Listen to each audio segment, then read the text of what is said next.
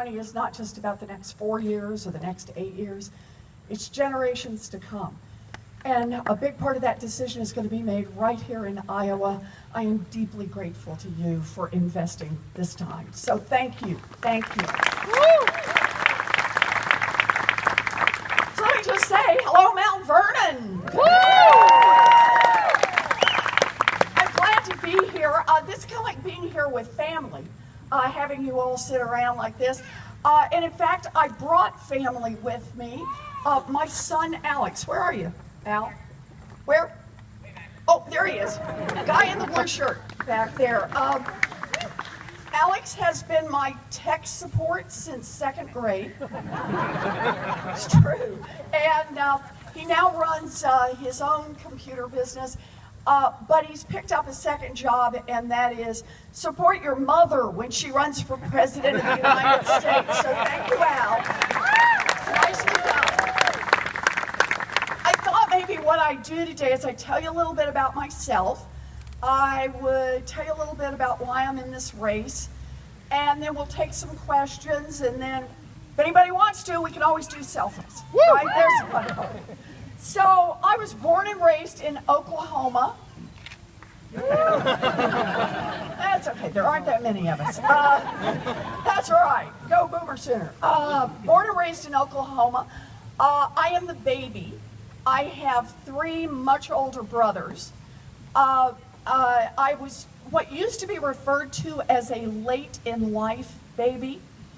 My mother always just called me the surprise. My 3 brothers, when they grew up, they all went off and joined the military.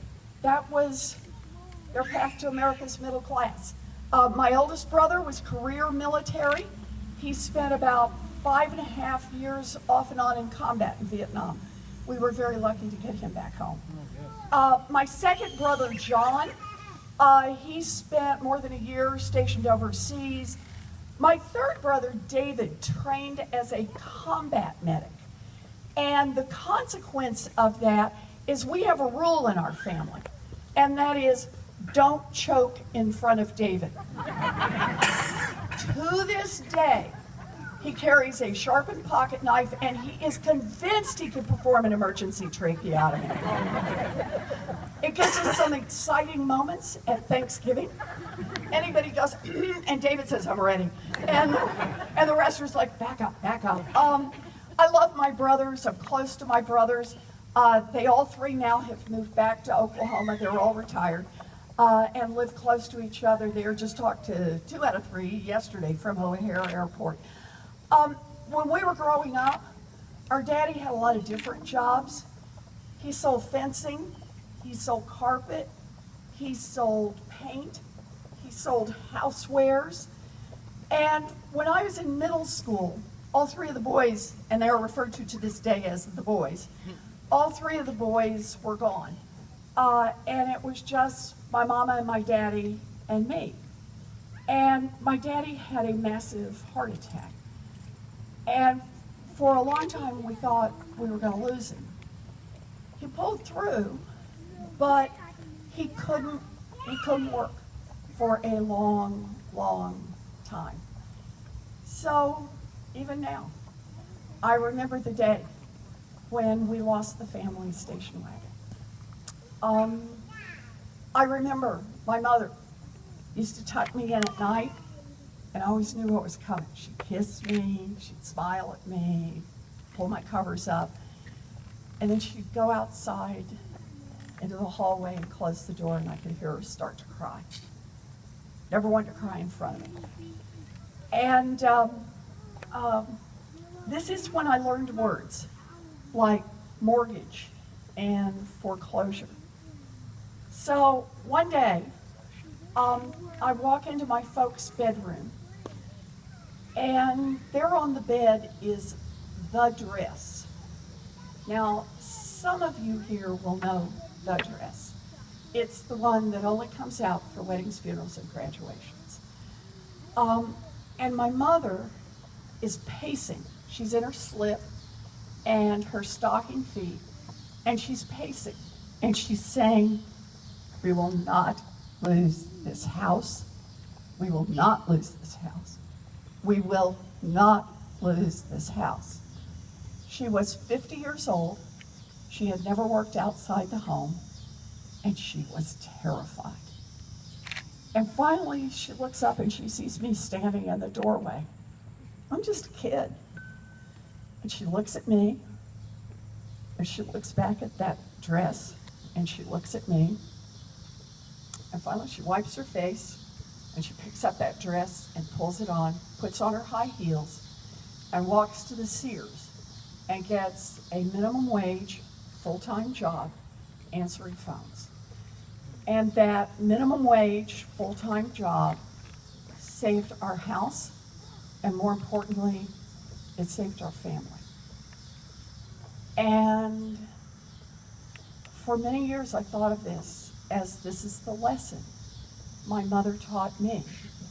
And that is, no matter how scared you are, no matter how hard it looks, when it comes down to it, you reach down deep, you find what you have to find, you pull it up, and you take care of the people you love. It was years later that I came to understand that wasn't just my mother to me.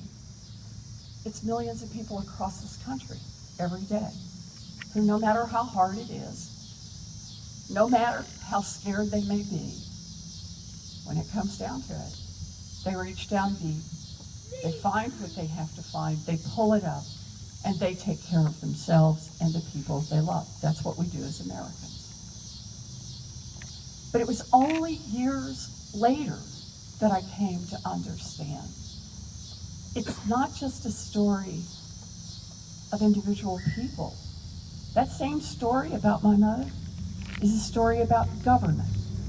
Because you see, when I was a girl, a full-time minimum wage job in America would pay a mortgage, it would cover the utilities, and put groceries on the table. It would support a family of 3.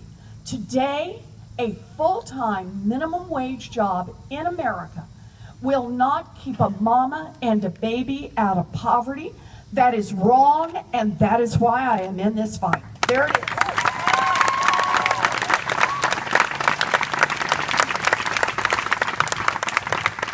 It's wrong, and you have to think about why it happened. It happened because of who government works for. You go back and look. And back when I was a girl, the question over where the minimum wage should be set was a question of what does it take a family of 3 to make it in America's middle class? Where do we set the minimum wage so people actually can get a foothold? Something solid they can build from.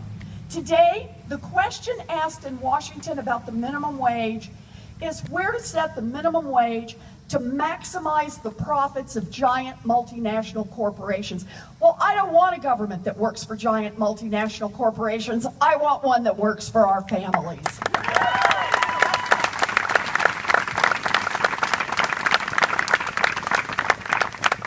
So, like I said, I have 3 older brothers. The military was their chance, their path to America's middle class. Me, I had a different dream.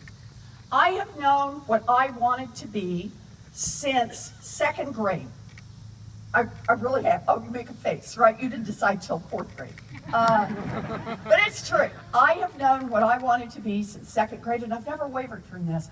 I wanted to be a public school teacher. Can we hear it for America's public school teachers?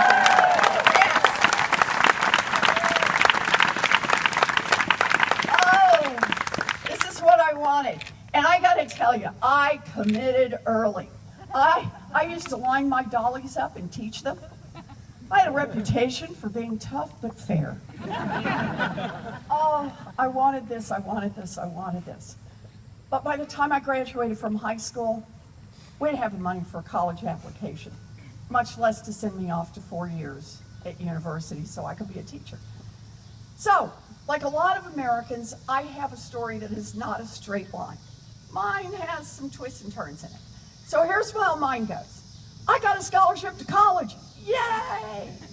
And then at 19, I fell in love, got married, dropped out of school, and got a minimum wage job. Yay. You know, look, it was my choice. This is going to be a good life. But it wasn't a dream. It wasn't what my heart wanted to do. And then I found it. 45 minutes away from where we were living down outside Houston, I found a commuter college that cost $50 a semester. And for a price that I could pay for on a part-time waitressing job, I finished up a 4-year diploma. I became a special needs teacher. I've lived my dream job.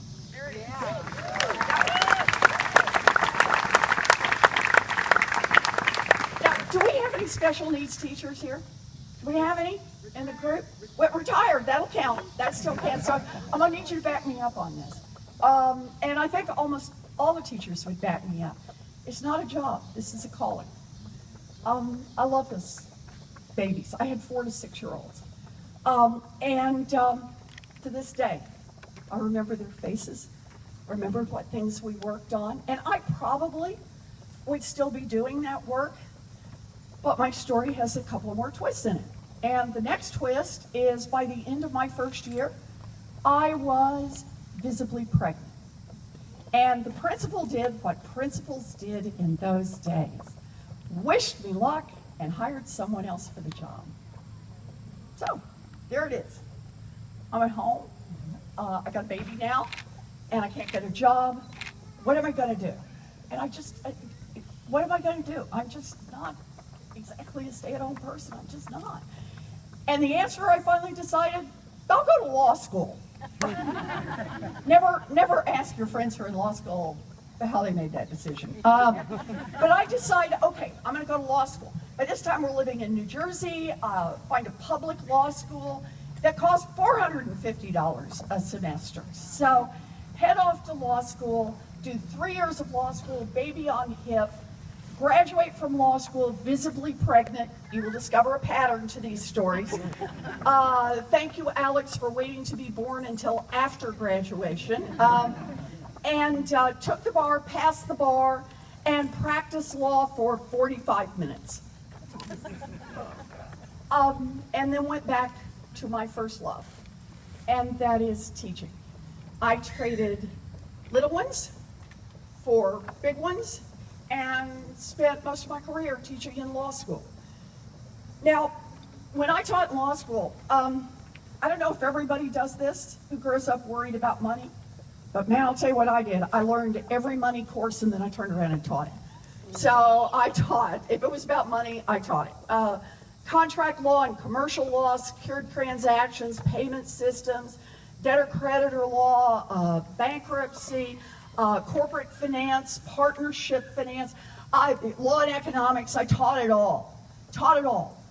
But my work was always around one central question. And that question is, what's happening to working families in America? Why is it that people who work every bit as hard as my mother worked 2 generations ago, today find the path so much rockier and so much steeper? And for people of color, even rockier and even steeper. And the answer is government. It's who our government works for. It's just like the answer around minimum wage. Think of it this way.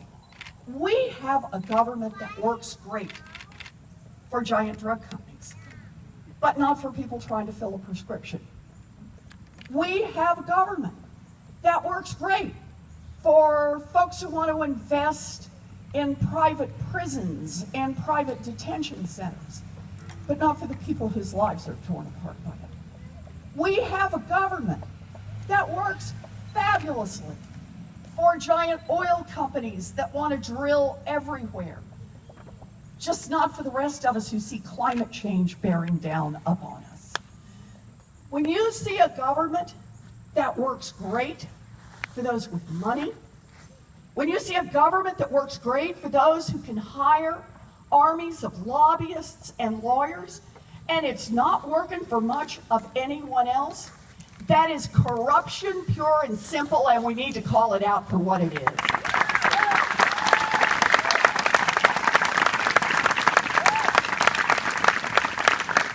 Corruption. That's what it is. And understand this.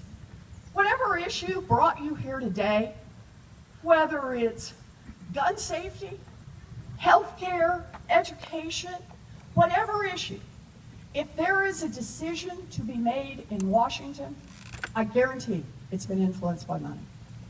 It's been shaped by money. It's had a little nudge for money year after year after year. In fact, I want to tell you a quick story, and today is the perfect day to tell this story. Back in the early 1990s, go back and check the records, we're beginning to get the idea of what's happening on climate change. It's not perfect, we don't have all the words, but we got the basic idea about what's going on, and the data are starting to look really scary about what's happening. So, what happens in Congress? Democrats and Republicans are working together. It's not a partisan issue. Look, nobody wants to be the one responsible for something terrible happening, right? So you see them starting to work together, and they're asking questions like, do we need to strengthen the EPA? Do they need more tools? What else should we be doing? Are there other things that we should be making investments in? That's the kind of questions that are going on in Washington in the early 90s. And then along come the Koch brothers. Oh, you may have heard of them. Along come big oil, right? Fossil fuel industry. Along come big polluters. And they get together and say, in effect, whoa, if Congress gets serious about this, it's going to bite into our bottom line. Our profits are going to go down because we're making money the way things are. We like the way things are. So they've got a choice to make, an investment decision to make. They could say, you know what, handwriting's on the wall. We're not going to invest any more in fossil fuels. We're going to make the switch now. We're going to go to green energy. We're going to be the leaders. We're going to do. They don't do that. They could have said, we're going to lead on how to clean it up. We're going to invest in the R&D on how you get carbon out of the air, how you clean up the water, how you save the planet, right? They don't do that. They invest in politicians. They invest in Washington.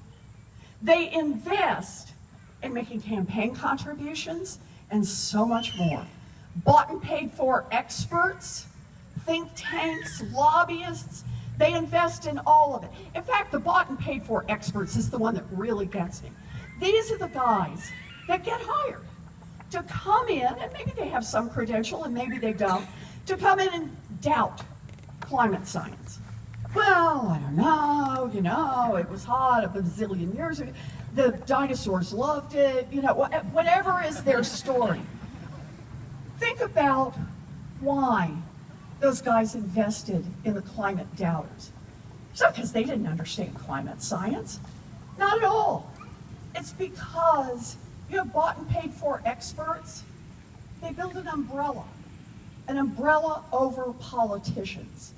So the politicians can keep taking money from the Koch brothers, from the oil industry, from the big polluters, and when they're called out on it, they say, oh, I don't know, maybe it is, maybe it isn't. And then do absolutely nothing, which is exactly what the folks who make their money off fossil fuels wanted, which is exactly what the big polluters wanted. You want to understand the climate crisis that we face today in America? It's 25 years of corruption in Washington that got us to this place today. That's where we are.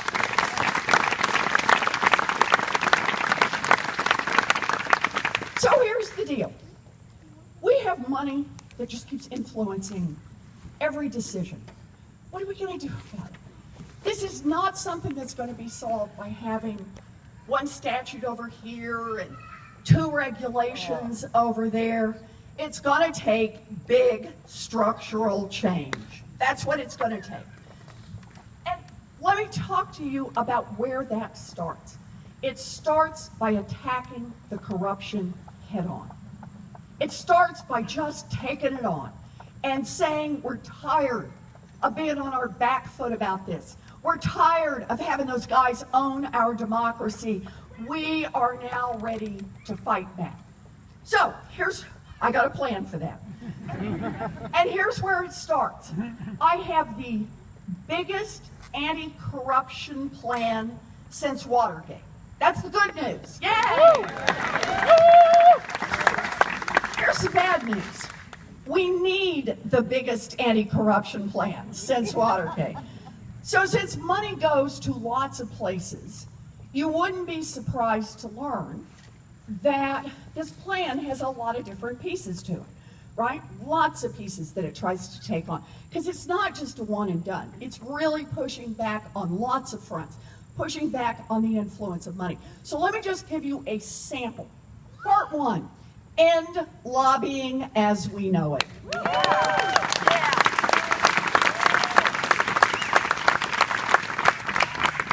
Block the revolving door between Wall Street and Washington.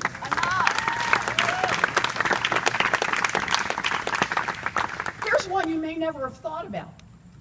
Make the United States Supreme Court follow basic rules of ethics. They don't have to do that right now.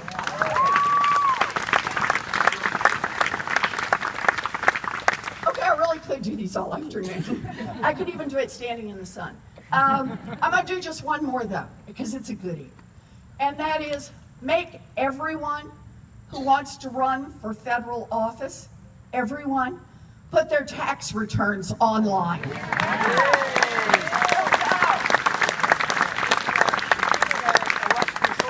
So there we go. That's part one. Attack the corruption head on. Part two, we got to make some structural change in this economy. Again, not just one-offs, but structural change. So here's how I see this. We've had a lot of change over the past several decades in our economy. And one of the biggest features is the giant corporations that have gotten so giant, and industry after industry that has gotten so concentrated. So now what we've got are these huge corporations that have gobbled up the little businesses, gobbled up the medium-sized businesses. They've gobbled up what used to be the big businesses, right? And what that gives them is enormous power. Power over their employees, power over their customers, power over their communities, power over our federal government itself. All right, so how do we deal with that? Part one, how about we get a president who has the courage to enforce our antitrust laws? Break up big ag, break up big tech, break up big banks. That's important, but that's enforcing law that's already there. To get real structural change, we need more power in the hands of employees. We need more balance in the system. And how do we get more power in the hands of employees? Make it easier to join a union and give unions more power when they negotiate.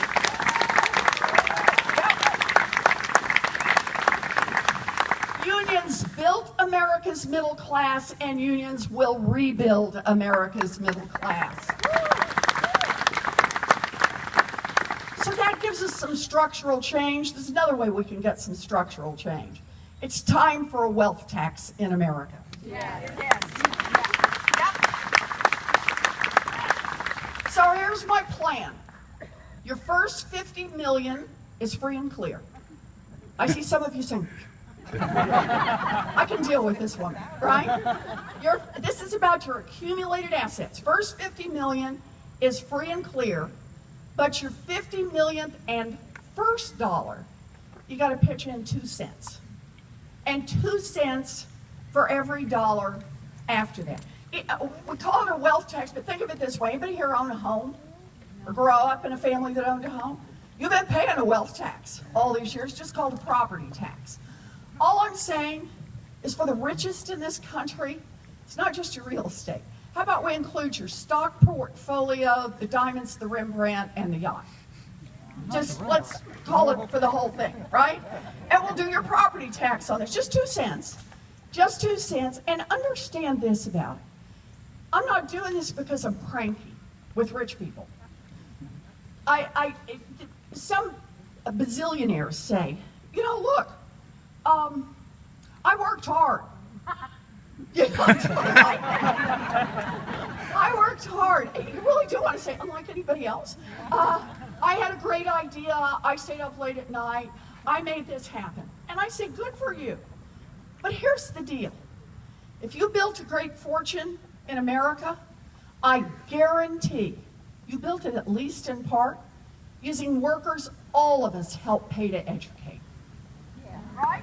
Yeah.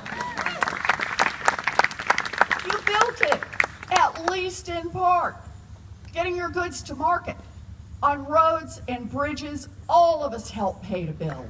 Yeah. And you built it at least in part protected by police and firefighters all of us help pay their salaries. Yeah.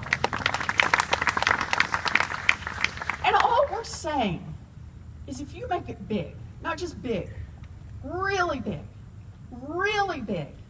the top 1/10 of 1% big, pitch in 2 cents so everybody else gets a chance to make it in this country.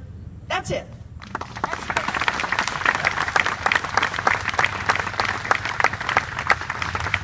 Oh, because here comes the fun part. What can we do with 2 cents? Just 2 cents. 2 cents from the top 1/10 of 1%.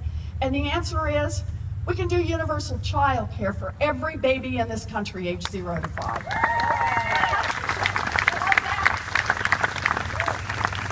We can do universal pre-K for every 3-year-old and 4-year-old in America. Yep. And we can raise the wages of every preschool teacher and child care worker in this country. Work, they ought to be paid for it. We can do all of that, those 3 things, on 2 cents and more. With that same 2 cents, we can do all of that for our babies, and we can make technical school, community college, 4-year public college, tuition free for anybody who wants to get an education. Wow.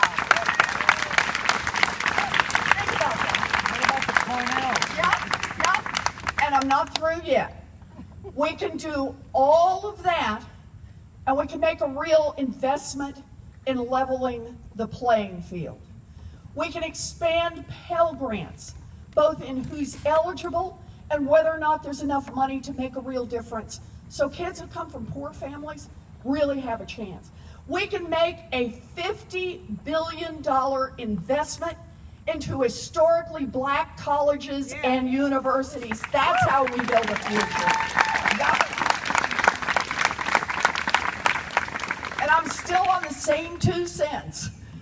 We can do all of that, plus we can cancel student loan debt for 95% of the folks who've got it. And just by the by, we do all that, we'll still have a couple of $100 billion left over. I want you to think about what that means in America, because these are value choices.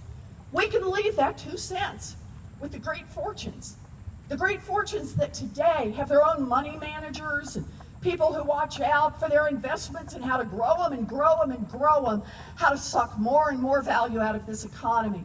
Or we can say, just pay a fair share, just 2 cents, and we can invest in every young person in this country. That's what we can do.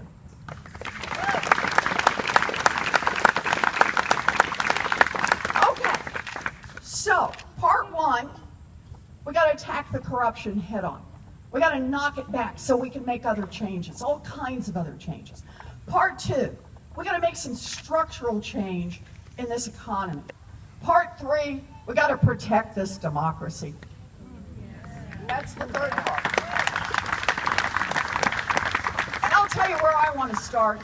We need a constitutional amendment to protect the right of every American citizen to vote and to get that vote counted.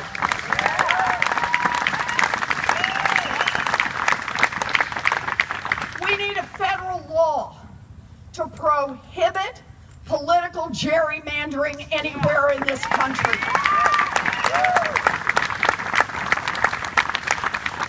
And another federal law to roll back every racist voter suppression law that has been passed in America.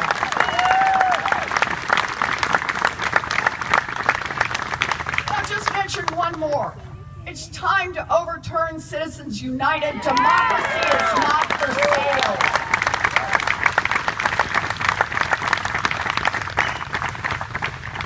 So there it is. I just want to do three things. Attack the corruption head on. Restructure just a couple of core parts of our economy and protect our democracy so it works for the people. Now, for me, those three things are all related to each other because they're all about who gets opportunity in this country. Is it all going to be reserved for those born into privilege? For those who already are running the big polluting industries? Or is opportunity there for all of our kids? I mean, look at my plans. It's about the opportunity for every kid in this country to get a first-rate education. That's what it's about. It's about the opportunity to get a good job, to start your own business, to move back to the family farm. That opportunity. It is about the opportunity, maybe to buy a home. You know, I'm a special needs teacher. Opportunity, they mean the opportunity to live independently. Opportunity to build a secure future. Opportunity to love the person you love and build the family you want to build. Opportunity. And I'll tell you why that one matters so much to me. Because it's the whole reason I ended up in electoral politics. It's out of gratitude. My daddy, he ended up as a janitor, but his baby daughter, she got the opportunity. Yeah. The opportunity to become a public school teacher. The opportunity to become a college professor. The opportunity to become a United States Senator, and the opportunity to be a candidate for President of the United States.